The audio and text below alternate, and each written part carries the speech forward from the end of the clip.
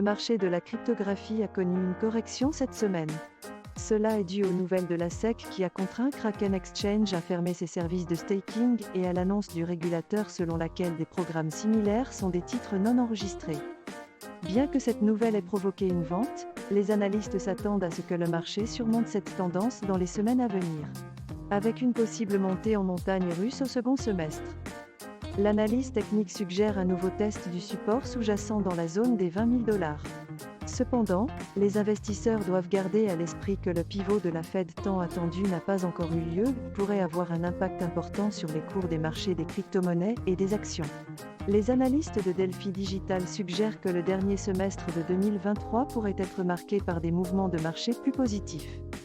Je donnerai à cet article une note de 7 sur 10.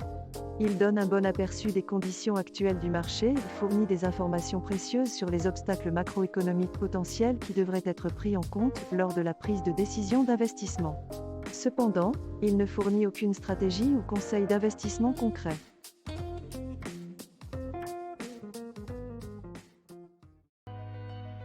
La transition vers Chapella constitue une étape importante sur la voie de la mise à niveau de Shanghai. Il inclut des fonctionnalités permettant aux stakers de se retirer de la couche d'exécution. Une interaction est requise pour effectuer des retraits complets sur la couche de consensus. Une fois que Shanghai sera en ligne, plusieurs autres mises à jour suivront. Sur la base des critères d'investissement, je donnerai à cet article une note de 8 sur 10. L'article fournit des informations pertinentes et à jour sur les progrès d'Ethereum vers la transition vers un consensus de preuve de participation, et sur les prochaines mises à niveau d'Ethereum. En outre, l'article mentionne les implications réglementaires potentielles de la transition d'Ethereum et donne un aperçu du cofondateur d'Ethereum.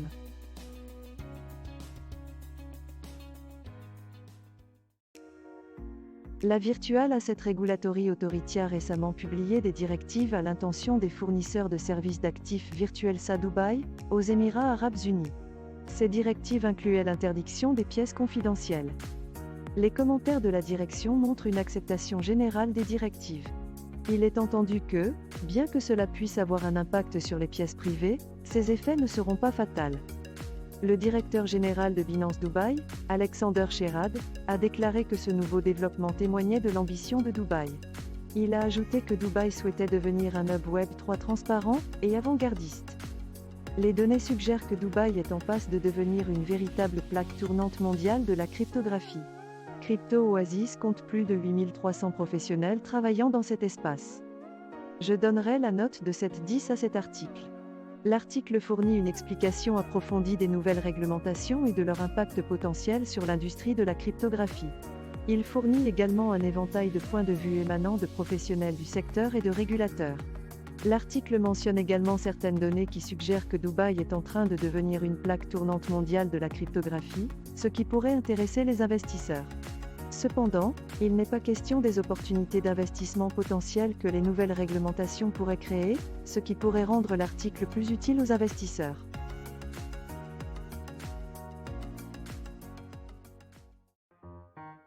Bitnil, une filiale d'Alt Alliance, a annoncé le retrait de 6572 plateformes minières d'une installation texane.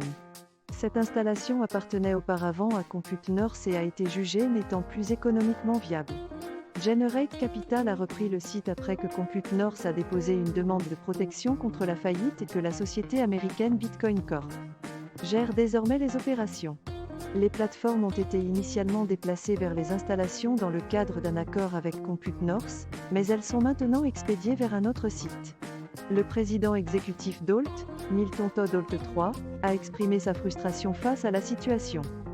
Je donnerai à cet article une note de 6 sur 10 sur la base de critères d'investissement.